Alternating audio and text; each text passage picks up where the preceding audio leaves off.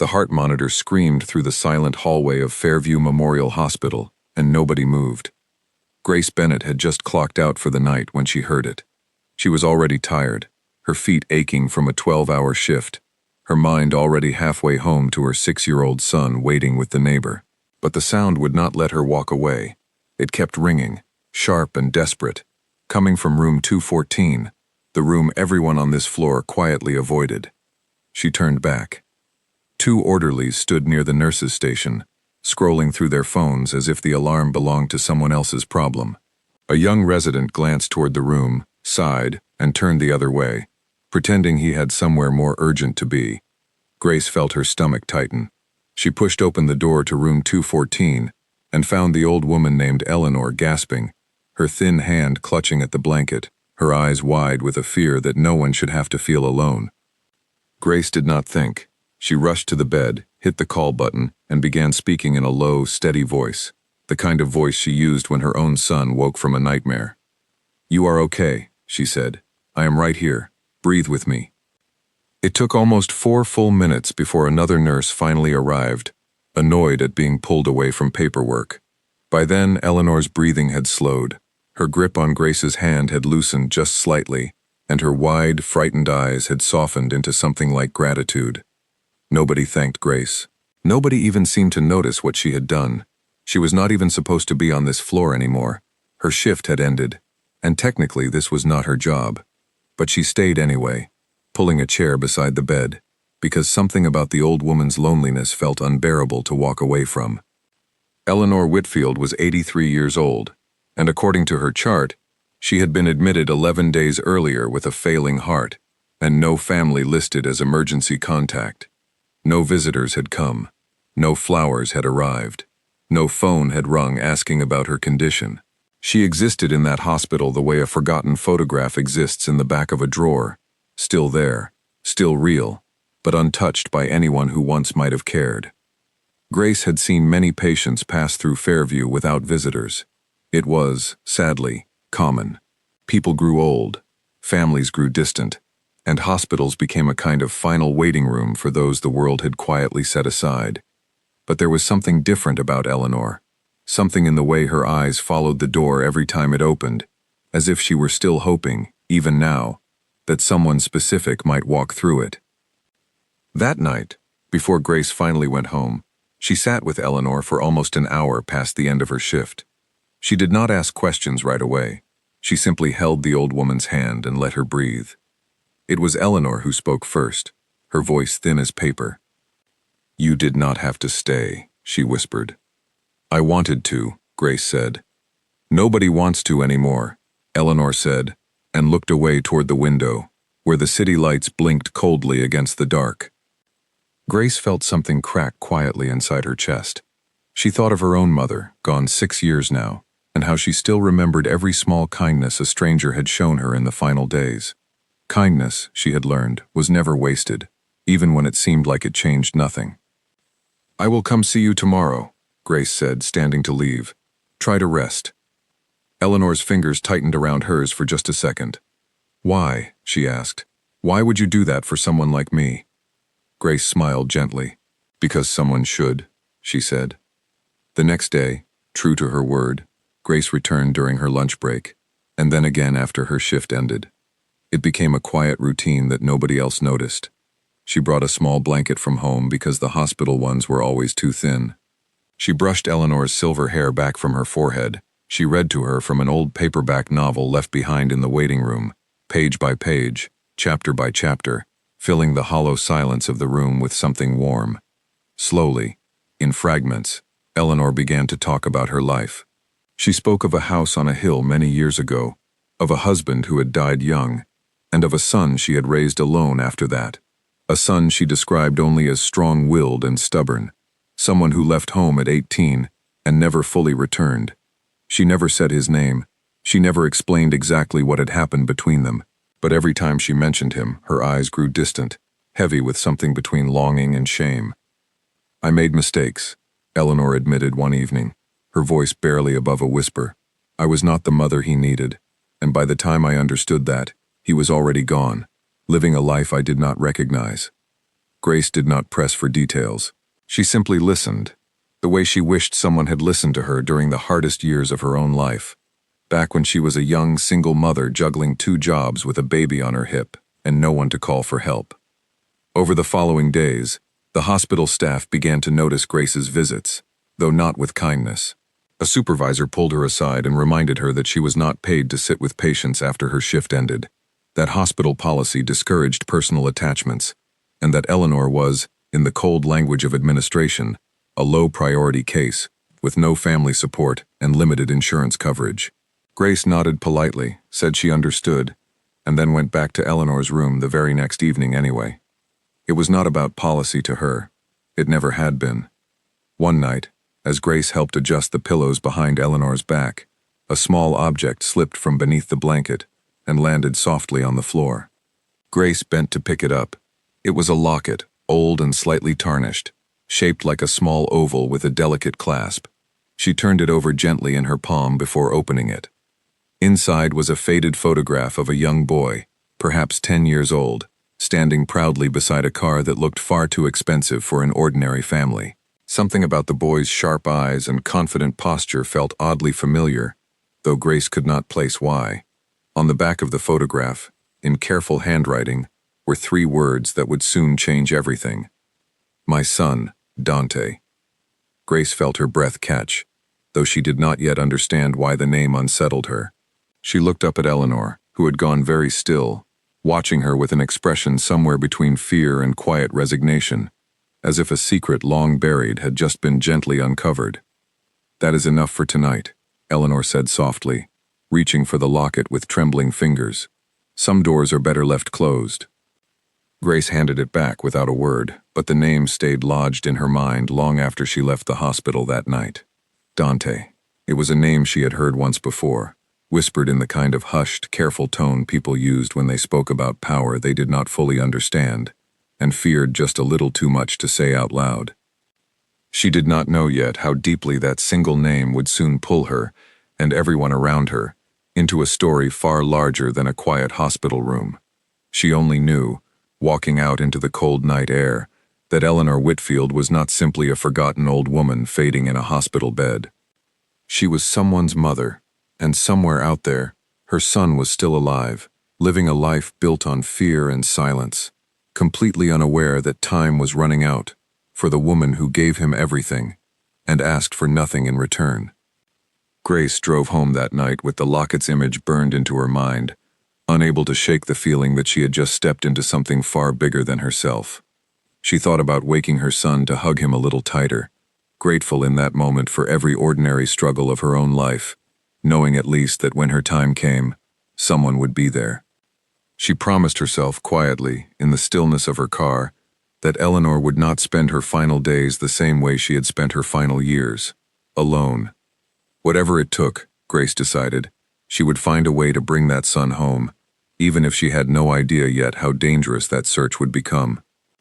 The next morning arrived gray and quiet, the kind of morning that made the whole city feel like it was holding its breath. Grace dropped her son off at school, kissed his forehead twice instead of once, and drove to the hospital with the locket's memory still fresh in her mind. She told herself she would not mention it to anyone, that it was not her place to dig into an old woman's private history. But the moment she stepped through the sliding glass doors of Fairview Memorial, she knew that promise would not hold. Eleanor was awake when Grace arrived, propped up slightly against her pillows, her face pale but calm. The morning nurse had already come and gone, leaving behind a tray of untouched breakfast, the eggs cold and the toast curling at the edges. Grace picked up the tray gently and set it aside, then pulled her chair closer to the bed. You did not eat, Grace said softly. I was not hungry, Eleanor admitted. I was thinking. About what? Grace asked, though she suspected she already knew. About all the years I wasted being too proud to pick up a phone, Eleanor said, staring at the ceiling, as though the answer to some old unsolved question might be written there. You spend your whole life believing there will be time to fix things later. Then one day you wake up and later has already come and gone without you noticing. Grace reached for her hand, saying nothing, letting the silence hold whatever comfort words could not. Later that afternoon, while Grace was folding fresh linens down the hall, She overheard two orderlies speaking near the supply closet, their voices low but careless in the way people speak when they think no one worth minding is listening. "Room 214 again," one of them muttered. "That one is going to go quiet soon and nobody will even notice." Grace felt her hands tighten around the sheets she was carrying. She wanted to say something, to remind them that a woman was still breathing, still thinking, still afraid, just beyond that door. But she swallowed the anger and walked past them instead, choosing to let her actions speak louder than any argument could. That evening, she brought a small radio from home and set it quietly on the table beside Eleanor's bed, tuning it to a station that played old orchestral music from decades earlier. Eleanor's eyes lit up the moment the first notes filled the room. "This was my wedding song," she whispered, closing her eyes, her frail hand tapping softly against the blanket in time with the melody. "I have not heard it in 40 years. Grace watched quietly as something like joy passed briefly across the old woman's tired face, a flicker of the young bride she must have once been, dancing somewhere in a memory only she could fully see. It was in that small, unremarkable moment, watching an old song bring warmth back into eyes that had spent too many days staring blankly at a ceiling, that Grace understood something clearly for the first time. Eleanor was not simply dying. She was still living, still capable of joy, still deserving of every small kindness the world had stopped offering her. It was that same night, after the music had faded and Eleanor had drifted into a light, peaceful sleep, that Grace noticed the locket again, slipped halfway from beneath the pillow this time, as though Eleanor had been holding it before sleep finally took her. Grace did not touch it. She simply sat beside the bed a while longer, watching the steady rise and fall of the old woman's chest, before finally gathering her things to leave for the night. Walking to her car under the flickering parking lot lights, Grace found herself thinking not of exhaustion or of the long day ahead of her tomorrow, but of the name written on the back of that photograph. Dante. She did not yet know what she would do with that name, or whether she had any right to do anything with it at all. But she knew, with a certainty that surprised her, that she was not going to simply forget it.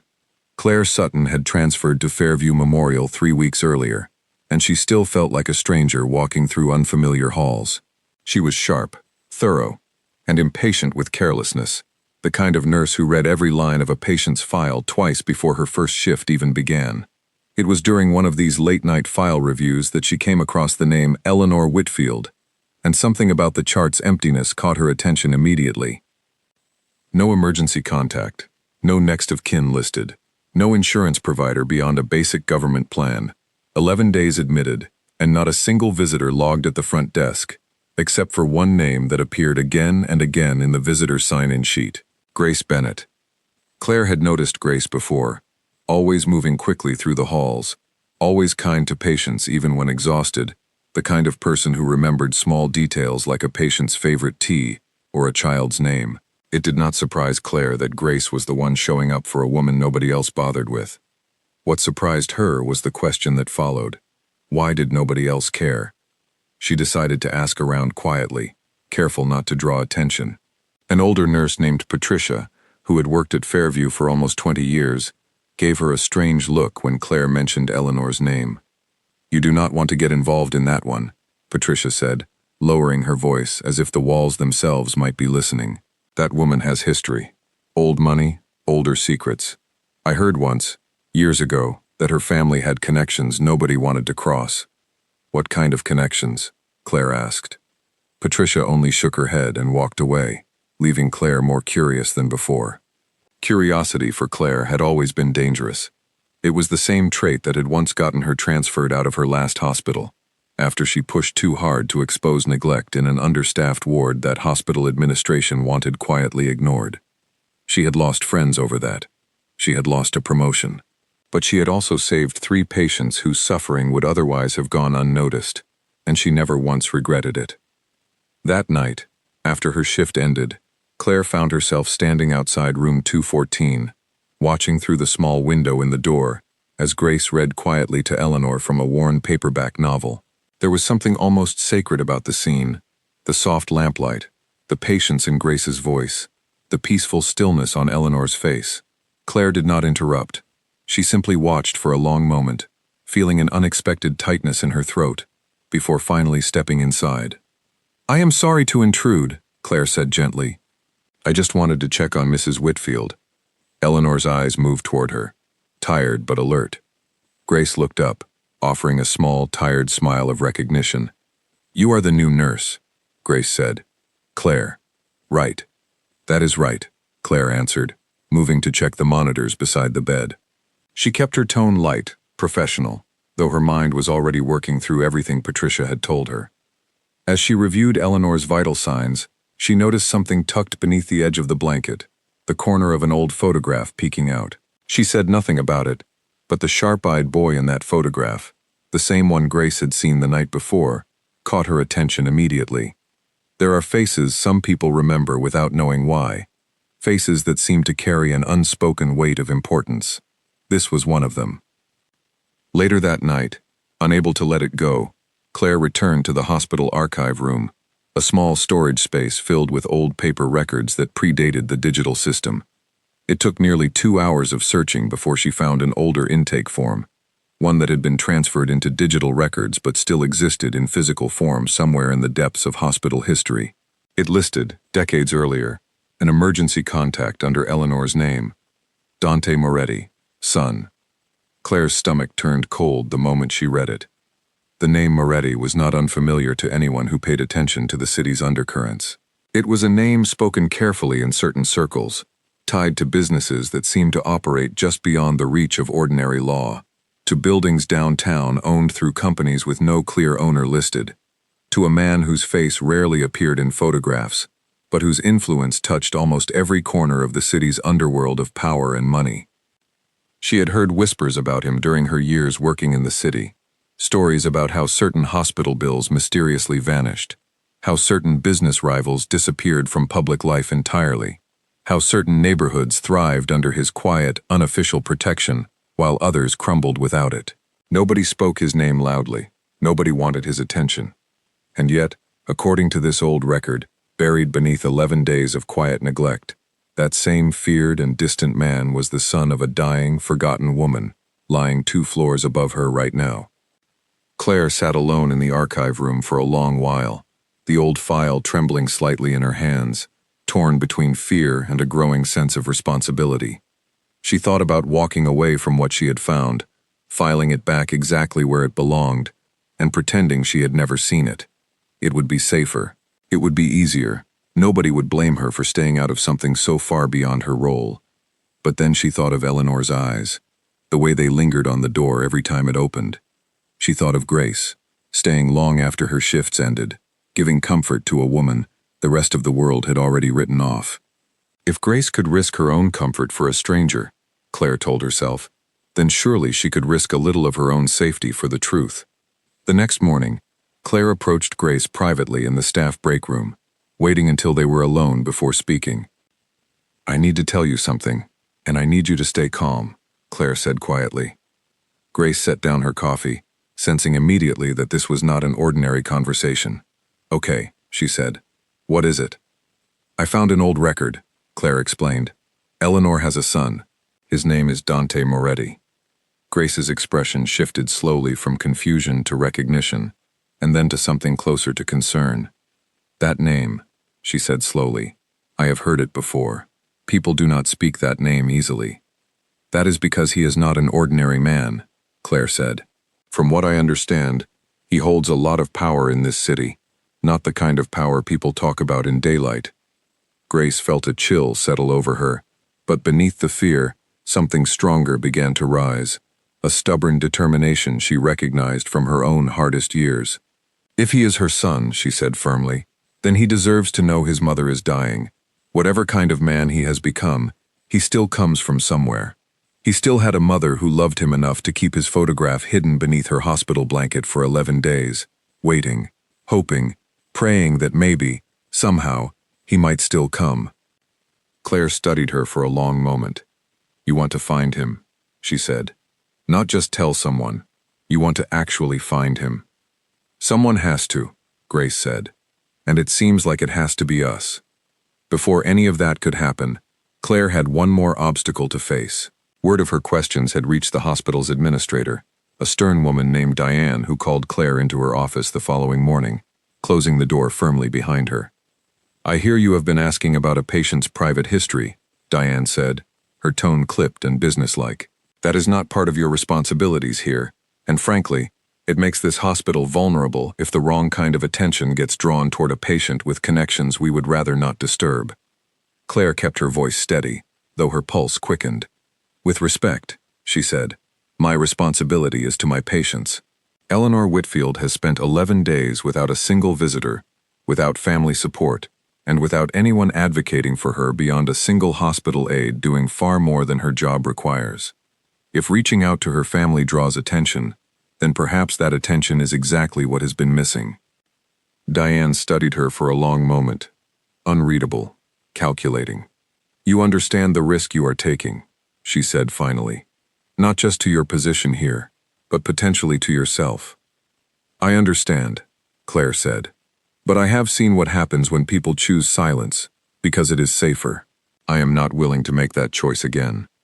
Diane did not offer approval, but she did not forbid her either, simply waving her out of the office with a tired, resigned sigh that suggested she had long since learned which battles were worth fighting inside these walls. Claire walked out feeling both shaken and strangely resolved, more certain than ever that she intended to see this through. Over the following days, the two women worked together in careful, quiet moments between shifts, piecing together fragments of information.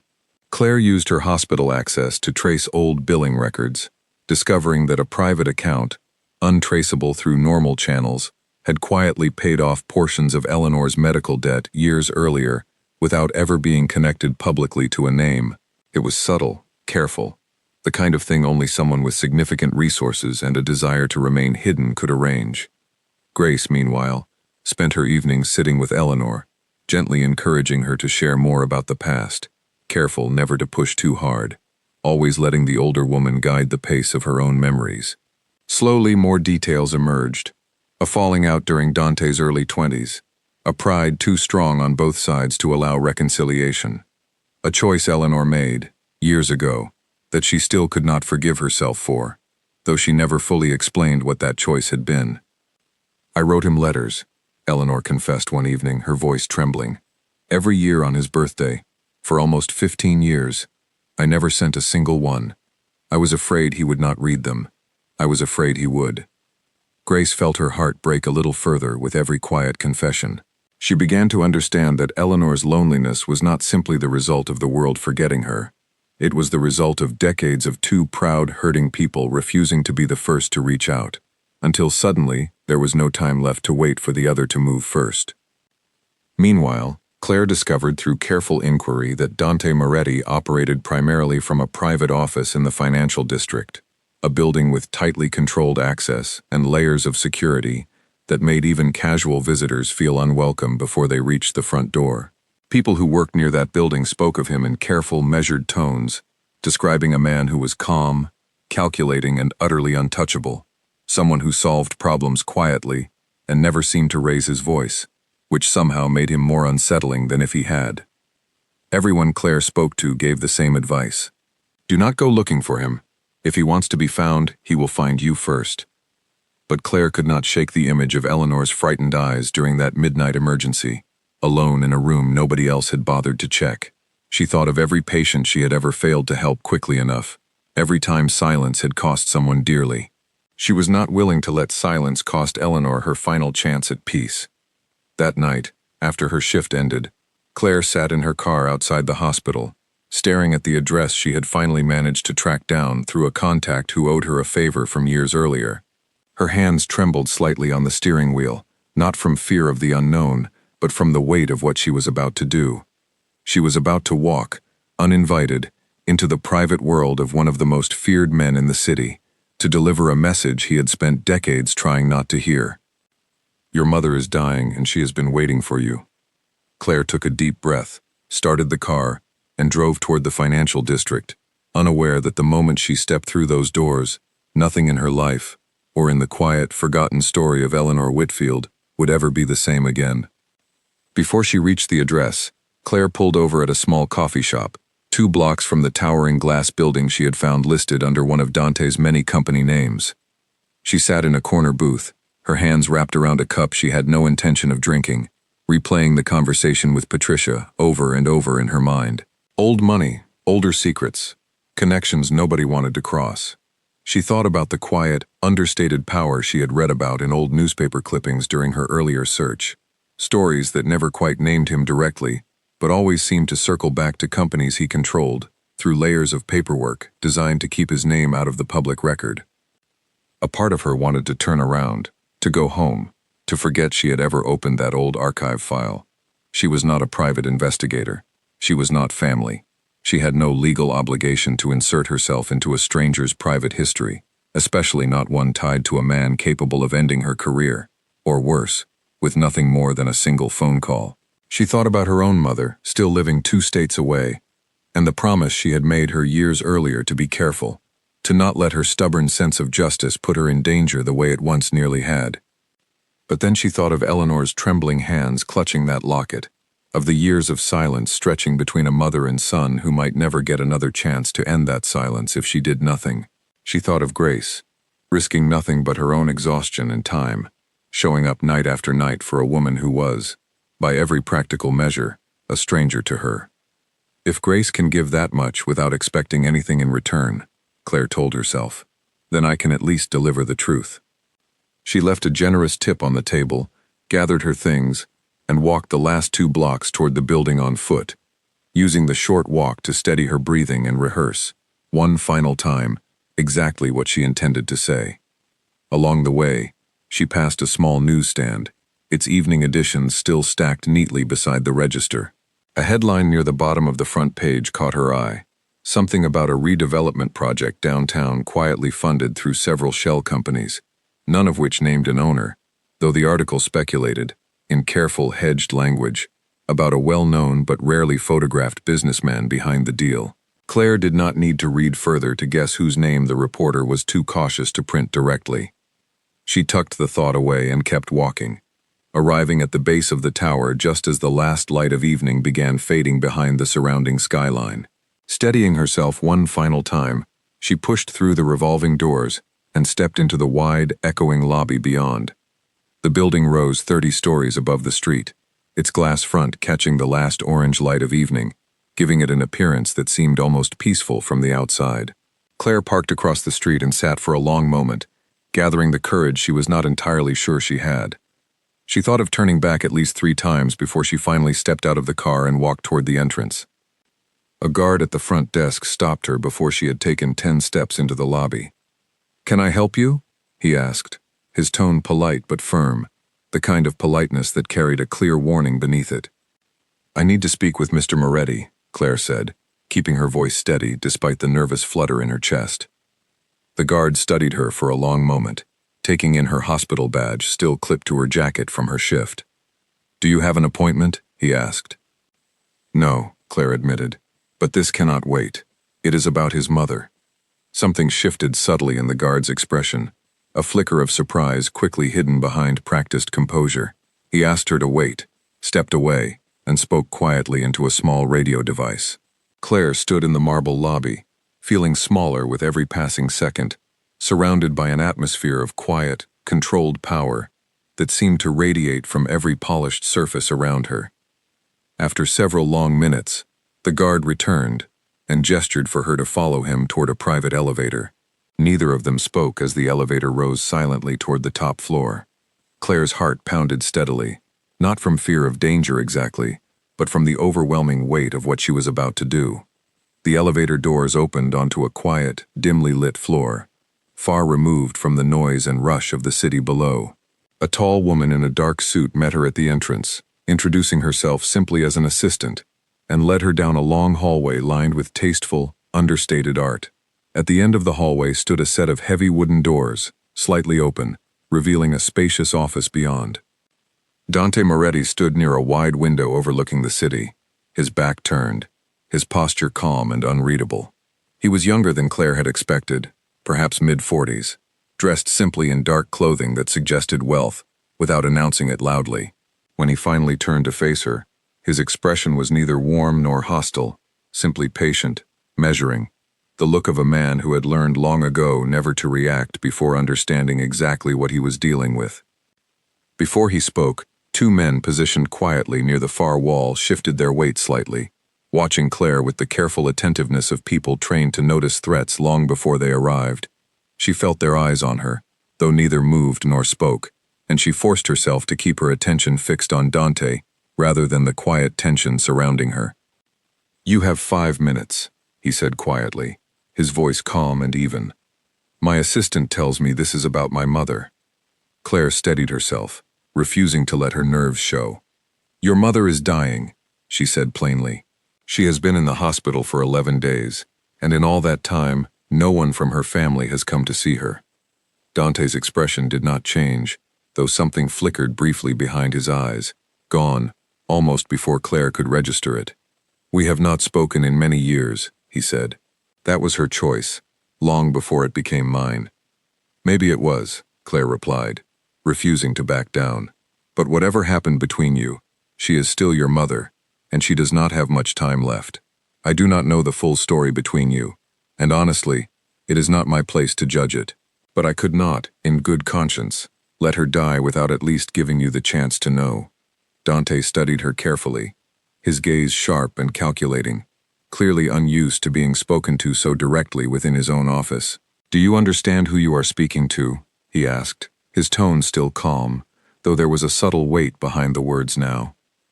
"I understand you are a powerful man," Claire said carefully. "I understand people are afraid of you.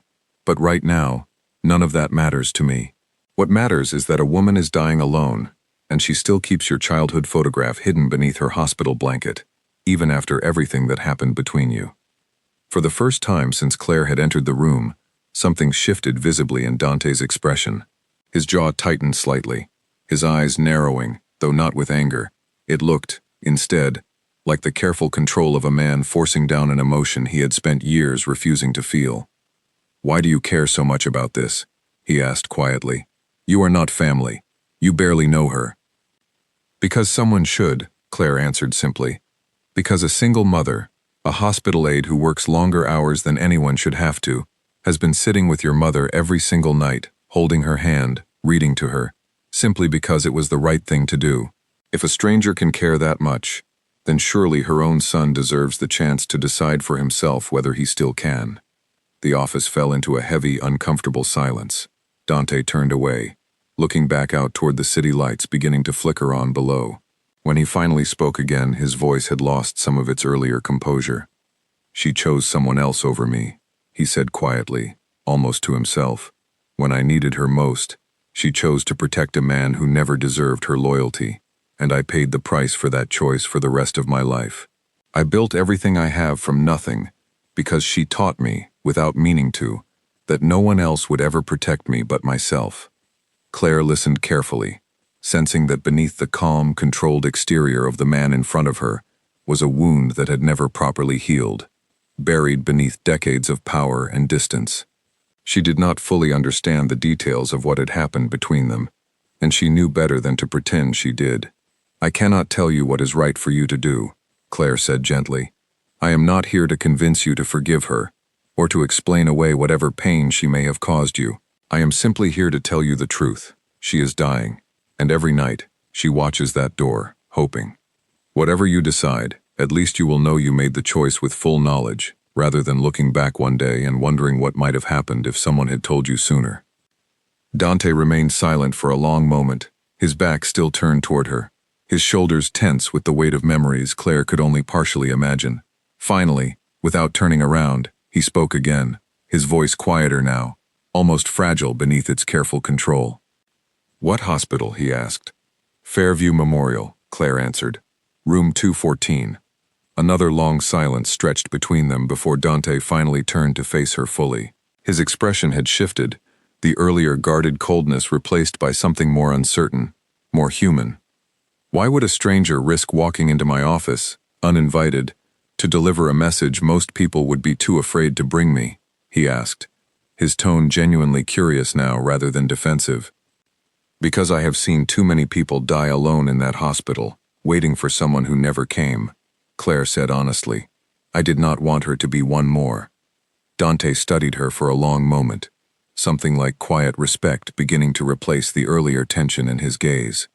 "You have more courage than most people who work for me," he said finally, a faint, almost reluctant note of admiration in his voice. Claire allowed herself a small, tired smile. "I just have very little patience for watching people suffer when something could still be done," she said. Dante turned back toward the window, his reflection faint against the darkening glass. "I will think about it," he said quietly, though his tone suggested the decision was already beginning to settle somewhere deep inside him, even if he was not yet ready to admit it fully. "That will have to be enough for tonight," Claire said, understanding that pushing further would accomplish nothing. She turned to leave, pausing briefly at the door. "For what it is worth," she added quietly, "she still loves you. Whatever happened between you, that much I am certain of." She left without waiting for a response, walking back through the quiet hallway, past the tall woman in the dark suit, into the elevator, and out into the cool evening air outside the building. Her hands were shaking slightly as she reached her car, the adrenaline of the encounter finally beginning to fade, replaced by a heavy uncertainty about whether her visit had accomplished anything at all. Meanwhile, alone in his office, Dante Moretti stood motionless for a long while after Claire's departure, staring out over the city he had spent decades building his quiet, careful empire within. Memories he had buried long ago began surfacing unwillingly, fragments of his childhood, the sound of his mother's voice reading to him before bed, the warmth of her hand on his forehead during a childhood fever, the years afterward filled with silence, distance, and a pride too stubborn to allow either of them to reach out first. He thought of the choice she had made all those years ago, a choice he had never fully understood, though he had spent years assuming the worst about her reasons. He thought of the photograph she apparently still carried, hidden beneath a hospital blanket in a room that had, until tonight, existed entirely outside his awareness. For the first time in many years, the calm, controlled composure that had defined Dante's public life for so long began to crack slightly, beneath the weight of a truth he could no longer avoid. His mother was dying, and despite everything that had happened between them, despite years of silence and distance and unresolved pain, some quiet, stubborn part of him still could not fully accept the idea of her dying without ever seeing her again. He picked up his phone, his fingers hesitating over the screen for a long moment, before finally dialing a number he had not used in years, a private car service he trusted completely. "Prepare the car for tonight," he said quietly. "I need to go to Fairview Memorial Hospital." Before leaving the office, Dante stood alone for several minutes longer, staring at a small drawer built into the base of his desk, one he rarely opened.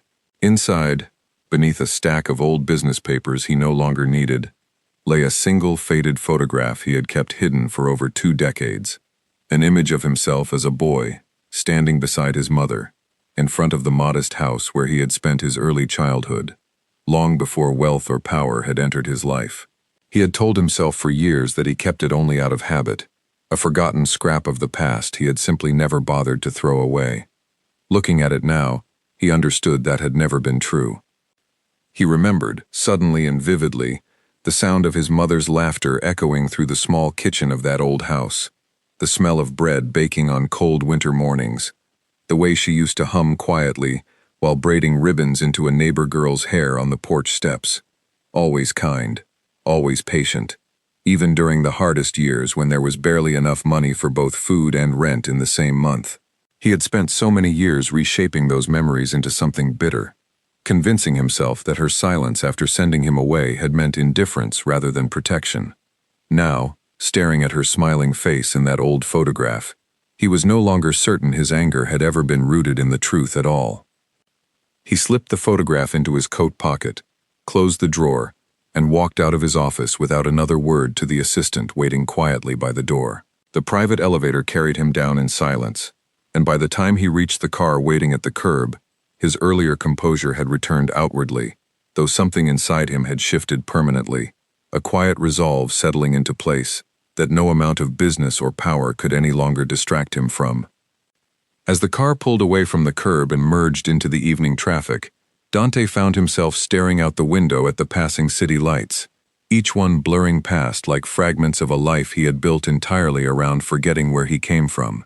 For the first time in longer than he could remember, he allowed himself to simply feel, without immediately burying that feeling beneath calculation or control, the fear of what he might find waiting for him at the end of this drive, and the deeper fear of what he might have already lost by waiting so long to make it. As he ended the call, Dante glanced once more out over the city lights, feeling, for the first time in longer than he could remember, a genuine uncertainty about what he was about to do, an uncertainty that had nothing to do with business, power, or control, and everything to do with the fragile, complicated love of a mother he had spent half his life trying to forget. Grace was still at Eleanor's bedside when the door to room 214 opened just after 10 that night. She had stayed later than usual, sensing somehow that Eleanor's strength was fading faster than the doctors had predicted, and she had not wanted to leave her alone even for a moment. She looked up, expecting to see a nurse checking on vitals, and instead found herself facing a tall, composed man she instantly recognized from the photograph tucked beneath Eleanor's blanket. He looked older than the boy in the photo, of course, his face carrying the weight of years the picture had never shown, but the sharp, careful eyes were unmistakably the same. He stood frozen in the doorway for a long moment, his gaze fixed entirely on the frail woman lying in the bed, as though the rest of the room, including Grace herself, did not exist. Eleanor stirred slightly, her eyes fluttering open, unfocused at first, then gradually sharpening as they settled on the figure standing at the foot of her bed. For a long, breathless moment, neither mother nor son spoke, the silence between them heavier than any words could have carried. "Dante," Eleanor finally whispered, her voice trembling with disbelief, as though she feared saying his name too loudly might cause the moment to vanish. "I am here," he said quietly, stepping further into the room, his usual composed demeanor completely dissolved, replaced by something raw and uncertain that Grace had never expected to witness from a man so widely feared. Grace rose quietly from her chair, sensing that this moment belonged to them alone. She offered Dante a small, understanding nod and stepped toward the door, intending to give them privacy, but Eleanor's weak voice stopped her before she could leave. "Please," Eleanor said softly, looking toward Grace with pleading eyes. "Stay. You have been here for me every day. You deserve to see this too." Grace hesitated, glancing at Dante for any sign of objection, but he said nothing, his attention entirely consumed by his mother's frail form. Grace quietly returned to her seat near the window, giving them space while remaining close enough to offer support if needed. Dante pulled a chair beside the bed, sitting down slowly, his hands folded tightly together, as though physically restraining the flood of emotion threatening to break through his careful control. For a long moment he simply looked at his mother, taking in every detail of her aged, weakened face, searching perhaps for some trace of the woman who had once tucked him into bed and sung softly until he fell asleep. "I did not know," he said finally, his voice tight. "I did not know you were sick. If I had known sooner, I would have come immediately." "I did not want you to know," Eleanor admitted, her voice fragile but steady. "I did not think I deserved for you to come." Dante's jaw tightened, old bitterness flickering briefly across his expression before fading into something softer, more tired. "Why?" he asked. "Why did you never explain what happened? Why did you let me believe, for all these years, that you chose him over me?" Eleanor's eyes filled with tears, her thin hand reaching weakly toward her son's. "I was afraid," she whispered. "I was afraid that if I told you the truth, it would only hurt you more than the silence already had." "What truth?" Dante asked, his voice barely above a whisper now, all pretense of composure gone entirely. Eleanor took a slow, trembling breath, gathering strength for words she had clearly carried alone for far too many years. "Your father was not the man you remember him to be," she said quietly. "Toward the end, before he died, he made choices that put both of us in danger, choices tied to debts, and people far more dangerous than either of us understood at the time. I made a decision to protect you from all of it, even if it meant you would grow up believing I had failed you instead." Dante's expression shifted slowly from confusion to disbelief, old assumptions crumbling beneath a truth he had never considered. "What decision?" he asked. "I sent you away," Eleanor continued, her voice growing weaker but her resolve unshaken. "To your uncle's home, far from the city, far from anyone who might have used you against me to settle your father's debts. I told you I no longer wanted you close, because I needed you to leave without looking back, without ever trying to return to danger, I could not fully protect you from. It was the hardest lie I have ever told, and I have regretted it every single day since. Grace, listening quietly from her seat near the window, felt her chest tighten with unexpected emotion. She had wondered, during all their quiet conversations, what painful choice Eleanor had been carrying so heavily. Now, hearing the truth revealed aloud, she understood the depth of sacrifice hidden beneath decades of silence and misunderstanding. Dante sat in stunned silence for a long moment, visibly processing the weight of what his mother had just confessed. "All these years," he said slowly, his voice thick with emotion, "I believed you chose to push me away because you did not want the burden of raising me alone anymore. I built my entire life around proving I did not need anyone, because I thought that was the lesson you meant to teach me." "I never wanted to teach you that," Eleanor said, tears slipping freely down her weathered cheeks now. "I only wanted you safe. I told myself that one day, once enough time had passed, I would find the courage to explain everything. But years turned into decades, and the longer I waited, the more impossible it felt to ever say the words aloud." Dante lowered his head, his shoulders shaking slightly, as decades of buried grief and misplaced resentment finally began breaking free. Grace watched quietly, moved deeply by the sight of a man so widely feared throughout the city reduced, in this small hospital room, to nothing more than a grieving son confronting the truth of a mother's sacrifice. "I am sorry," Dante finally whispered, his voice cracking. "I am sorry I let so much time pass.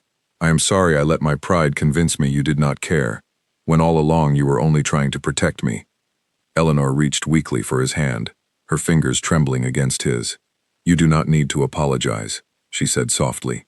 "You were a child forced to make sense of a silence I created. The apology belongs to me, not you." For a long while, neither of them spoke, simply holding hands in the dim hospital light, the years of distance between them slowly beginning to dissolve into something gentler, something closer to peace. Grace quietly wiped at her own eyes, moved beyond words by the quiet, painful beauty of the reconciliation unfolding before her. Eventually, Dante turned toward Grace, his expression softer now than it had been in his office earlier that evening, the guarded power replaced by something humbled and grateful. "Claire told me a nurse had been sitting with my mother nearly every night," he said. "I assumed she meant hospital staff performing their duties. I did not expect to find someone who stayed long after her shift ended, simply because she cared." Grace offered a tired smile. "I only did what anyone should do," she said quietly. "Nobody deserves to feel forgotten, especially not at the end of their life." Dante studied her for a long moment, something like quiet admiration passing behind his eyes. "You do not know what this means to me," he said. "What you gave her, when the rest of the world turned away, is something I can never fully repay." "You do not need to repay it," Grace said gently. "Just being here now is enough." Over the following hours, as the night deepened outside the hospital windows, Dante remained at his mother's bedside, listening as Eleanor shared fragments of memories from his childhood he had long forgotten, small, tender moments buried beneath years of assumed abandonment. She spoke of his first steps, his stubborn refusal to nap as a toddler, the way he used to fall asleep clutching a worn stuffed rabbit, long after he claimed to be too old for such things. Dante found himself laughing softly, for the first time in longer than he could remember, a genuine, unguarded laugh that seemed to surprise even himself. Grace watched quietly from her chair, feeling a deep, quiet satisfaction settle over her, the kind that came from witnessing something broken slowly beginning to heal. As the night wore on, Eleanor's strength began visibly fading, her voice growing softer, her eyes drifting closed more frequently between sentences. The nurse on duty gently suggested it might be time to let her rest, though everyone in the room understood the deeper meaning behind those careful words. Dante remained seated beside his mother, even as she drifted into sleep, refusing to leave her side. "I am not going anywhere," he said quietly, more to himself than to anyone else in the room. "Not this time." Sometime near midnight, while Eleanor drifted in and out of a light, peaceful sleep, Dante stepped quietly into the hallway, needing a moment to steady himself away from his mother's bedside. Grace followed a few minutes later, finding him standing near the window at the end of the corridor, his reflection faint against the darkened glass. a mirror of the same posture Claire had once described from his office weeks earlier. "Are you all right?" Grace asked gently, keeping her distance in case he preferred to be alone. Dante did not turn immediately. "I keep thinking about how close I came to never knowing the truth," he said quietly. "If your friend had not walked into my office, if she had listened to everyone who told her not to bother, I would have spent the rest of my life believing my mother chose to abandon me. I would have carried that lie until my own death, and it would have been a lie I built my entire identity around." Grace stepped beside him, looking out over the quiet, sleeping city beyond the glass. "Sometimes the truth arrives later than we would like," she said, "but later is still better than never." Dante finally turned to face her, his expression softer than the guarded composure Claire had once described. "I do not know how to thank either of you," he said. "What you gave my mother in her final days is something money could never have bought, no matter how much of it I have. You do not owe us anything," Grace said honestly. "We did what felt right, that is all." He studied her for a long moment, something thoughtful passing behind his eyes. "You have a son," he said. "I remember Claire mentioning it once." "I do," Grace said, a tired smile crossing her face despite the late hour. "He is 6. He thinks I work too much, and honestly, he is probably right." Dante nodded slowly, filing the small detail away without comment, though something in his expression suggested he had already begun turning it over quietly in his mind. The way a man accustomed to solving problems could not help but notice one small piece of gratitude still waiting to be properly repaid. They returned to the room together not long after, resuming their quiet vigil beside Eleanor's bed as the hospital settled into the deep hush of early morning, the kind of stillness that seemed to hold the entire building suspended somewhere between one day ending and the next quietly beginning. Grace finally rose to leave sometime after midnight, exhausted but deeply moved by everything she had witnessed. As she reached the door, Dante spoke once more, his voice quiet but sincere. "Thank you," he said simply, "for everything you did before I arrived, and for everything you continue to do now." Grace nodded gently, offering a tired but genuine smile, before stepping out into the quiet hallway, leaving mother and son together, in the soft, healing silence of reconciliation neither of them had believed possible only hours earlier. As she walked toward the parking lot beneath a sky scattered with quiet stars, Grace allowed herself, for the first time in what felt like ages, a small sense of peace, knowing that whatever happened next, Eleanor would no longer face her final days alone. 3 days passed, and Dante did not leave the hospital except for brief moments to handle urgent matters he could not avoid. He had a bed brought into the corner of Eleanor's room, quietly instructing his assistant to clear his schedule indefinitely, a decision that stunned the small circle of people who worked closely with him and had never known him to step away from his responsibilities for even a single day. Grace continued visiting every evening, and a quiet, unexpected friendship began forming between her and Dante, born from their shared devotion to the woman lying between them. Claire also stopped by whenever her shifts allowed, checking on Eleanor's condition with a gentleness that went far beyond her professional duties, though she remained careful never to intrude on the family's private moments. On the 4th morning, Eleanor woke with unusual clarity, her eyes brighter than they had been in days, her voice steadier than anyone expected. She asked Dante to help her sit up slightly, and he did so carefully, adjusting the pillows behind her back with a gentleness that surprised even himself, considering how unfamiliar such tenderness had become to him over the years. "I want to tell you something," Eleanor said, her gaze steady and clear despite her physical frailty. "I am not afraid anymore." Dante's throat tightened. "Please, do not talk like that," he said quietly. "I am not talking about giving up," Eleanor said gently, reaching for his hand. "I am talking about peace. For years, I carried the fear that I would die without you ever understanding why I let you go. Now that fear is gone, whatever time I have left, however long or short, I will spend it, knowing my son came home." Dante lowered his head, fighting back tears he had spent decades refusing to allow himself. "I should have come sooner," he said. "I let pride keep me away for far too long." "We both did," Eleanor said softly. "But we are here now. That is what matters." Later that day, Eleanor asked to speak with Grace privately for a few minutes. Dante stepped out of the room respectfully, giving them space. Grace sat beside the bed, taking Eleanor's frail hand gently in her own. "You changed everything," Eleanor said quietly. "If you had not stopped that night, if you had not stayed when everyone else walked away, none of this would have happened. My son would still believe I abandoned him out of indifference. I would have died still carrying that fear alone." Grace felt tears rising in her own eyes. "I only did what felt right," she said. "You deserved so much more than what this world gave you." Eleanor squeezed her hand weakly.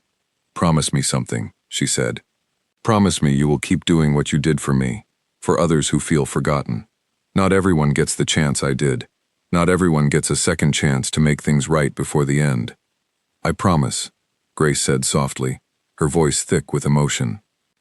That evening, Eleanor's condition began to decline more noticeably, her breathing growing shallower, her moments of clarity becoming shorter and further apart. The medical team gently explained to Dante that the end was likely near, though they could not say exactly how much time remained. Dante nodded quietly, having already sensed the truth in his mother's earlier words that morning. He stayed by her side through the night, holding her hand, speaking softly of memories both old and newly shared, refusing to let silence fill the space between them, the way it once had for so many wasted years.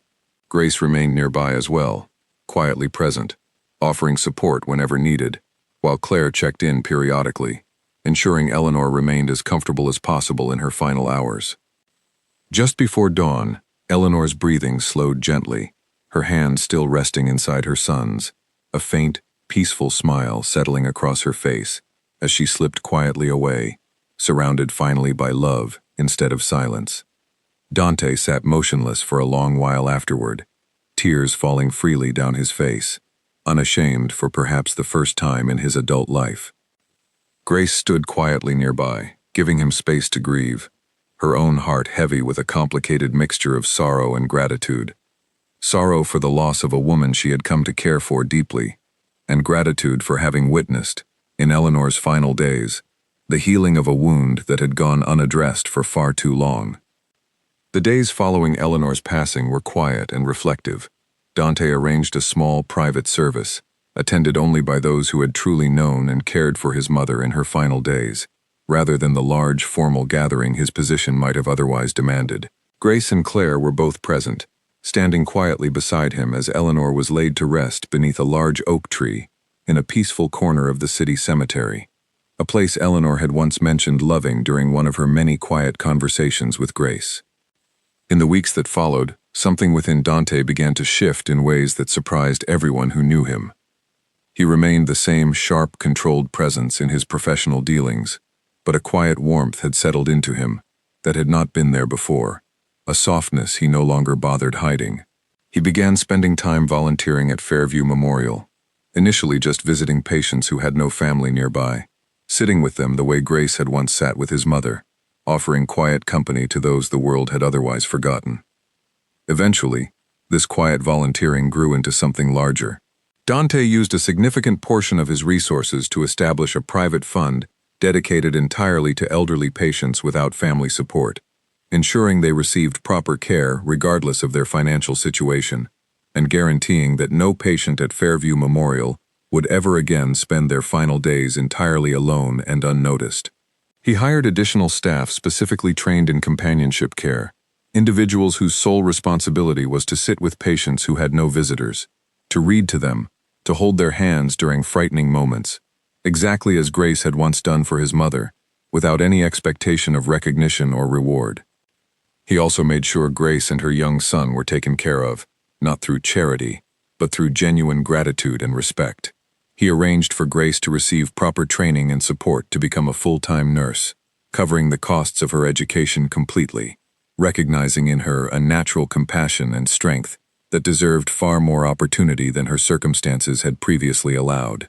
Grace, humbled and grateful, accepted the opportunity not as a handout, but as a chance to grow further into the work she had already been doing quietly, faithfully, for years.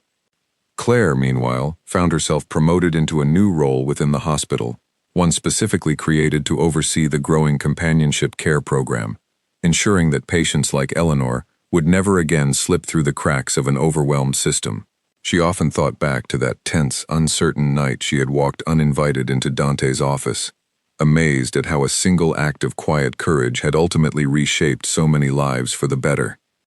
Months later, on what would have been Eleanor's next birthday, Dante visited her grave alone, carrying with him the same small, tarnished locket his mother had kept hidden beneath her hospital blanket for so many years. He knelt quietly beside the headstone, placing the locket gently at its base, along with a small, handwritten letter, one he had finally found the courage to write, addressed simply to the mother he now understood far more deeply than he ever had during her lifetime. "I understand now," the letter read in part, "why you let me go. I understand the sacrifice hidden within your silence. I only wish I had understood sooner, so we could have shared more time together, instead of losing so many years to misunderstanding and pride. I promise you, the lesson I take from this will not be the lesson I once believed you taught me. I will not spend my life proving I need no one. Instead, I will spend it making sure no one else has to feel as forgotten and alone as you once did." As he rose to leave, Dante glanced briefly toward the horizon, the city skyline stretching out before him, the same skyline he had once viewed from his office window with cold, guarded detachment. Now, it felt different somehow, filled with countless forgotten stories waiting quietly to be noticed, countless small moments of kindness, capable of changing everything, if only someone was brave enough to offer them. Grace, watching her own son grow older with each passing year, often thought back to that single, ordinary night when a simple hospital alarm had led her toward a woman the world had almost entirely forgotten. She had not set out to change a powerful man's heart, or to reshape an entire hospital system. She had simply chosen, in one small, quiet moment, not to walk away, when it would have been so much easier to do so.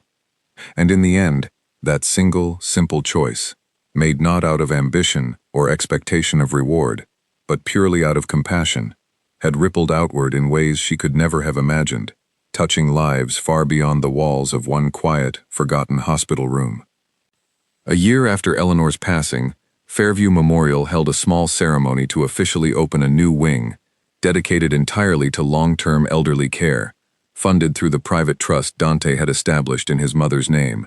The wing was simple in design, filled with warm lighting, comfortable common areas, and large windows that let in as much natural light as possible. A deliberate choice Dante had insisted upon, after remembering how much his mother had once loved watching the changing sky from her hospital bed. Grace stood near the back of the small crowd gathered for the opening, her son now a year older, standing quietly beside her in a small suit he had insisted on wearing for the occasion. Claire stood nearby as well, now overseeing the companionship program that had grown far larger than anyone initially expected, training dozens of new volunteers who visited patients with no family of their own, offering exactly the kind of quiet presence Grace had once given Eleanor, without ever expecting recognition. When it came time for Dante to speak, he kept his remarks brief, uncomfortable as always with public attention, though his words carried a weight that silenced the room completely. "Most of you know me as someone who values control," he said, standing before the small gathering. "Someone who prefers to solve problems quietly, from a distance, without ever showing what lies beneath the surface. For most of my life, that distance served me well. It also cost me something I did not fully understand I was losing, until it was almost too late to get it back." He paused, glancing briefly toward Grace and Claire standing near the back of the room, before continuing. "This wing exists because two women refused to accept that a lonely, forgotten woman's life mattered less, simply because no one was watching. It exists because compassion, real compassion, does not ask whether someone deserves it before offering it freely. My mother spent her final days surrounded by people who chose kindness without expecting anything in return, and that choice changed not only her final days, but the entire direction of my life afterward." He looked down for a moment, gathering himself before finishing. "I cannot undo the years I lost with her, but I can make certain that no other family loses that time the way we nearly did. That is the only tribute I know how to give her that feels worthy of everything she sacrificed." The room remained quiet for a long moment after he finished speaking, the kind of silence that carried more meaning than applause ever could. Grace felt her son's small hand slip into hers and she squeezed it gently, grateful beyond words for the unexpected path her life had taken since that ordinary night, when an alarm rang through an empty hallway and nobody else had bothered to answer it. As the crowd slowly began to disperse, Grace lingered near the large window overlooking the hospital garden below, remembering the small radio she had once brought from home, the old wedding song that had briefly lit up Eleanor's tired eyes with something like youth again.